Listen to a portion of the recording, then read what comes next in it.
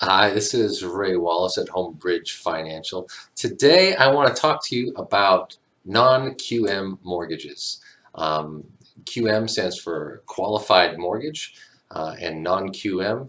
Well, actually, let's back up and let's talk about what is QM. So then we can talk about what is non-QM, because this is something that's going to be changing in the mortgage landscape, I think, in the near future here. A qualified mortgage, this is something adopted by the CFPB, um, in 2014, that has certain rules for a loan to be a qualified mortgage. And so this is going to have we have to check the ability to repay of the borrower. There should be no risky features on the loan, such as negative amortization or interest-only payments. There's going to be a cap on how much fees can be charged on a loan, and you're going to limit how much of a borrower's income can be used to go towards the housing payment, like 43%, for example. So a non-QM loan is therefore anything that's not that, right? To make it simple. So anything that I listed above, if it doesn't fit that, then it's a non-QM loan. But these are not today, not like the subprime loans that we were seeing prior to the housing crash in 2008. We still have to look at the ability to repay. So these are much better loans than those loans that were happening way back then. We can look at higher debt-to-income ratios, for example, on these, and still determine the ability to repay. We can have maybe different ways of getting at the income than are in the QM rules. And I'll have a couple examples here in a second.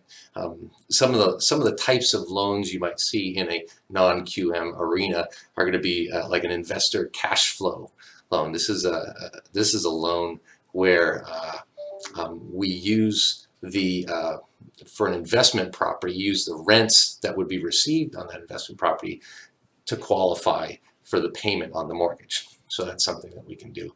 Another would be an asset qualifier. If a borrower has a lot of assets in the bank that they could pay cash for the property, we can use that asset sort of as potential income for the ability to repay.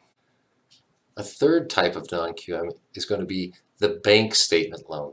This is where you can use deposits in your business bank statement. For example, if you're self-employed, you might use this type of loan and use those deposits from revenue from your business as your income to qualify for the home loan. So this is another way you can have a non-QM loan, but we're looking at income, ability to repay here. It just doesn't go by the strict rules that are part of that rule.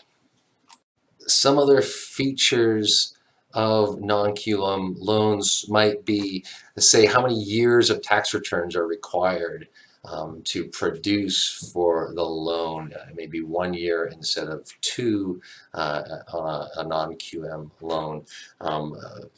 Lending to foreign nationals might be allowed for a non-QM loan.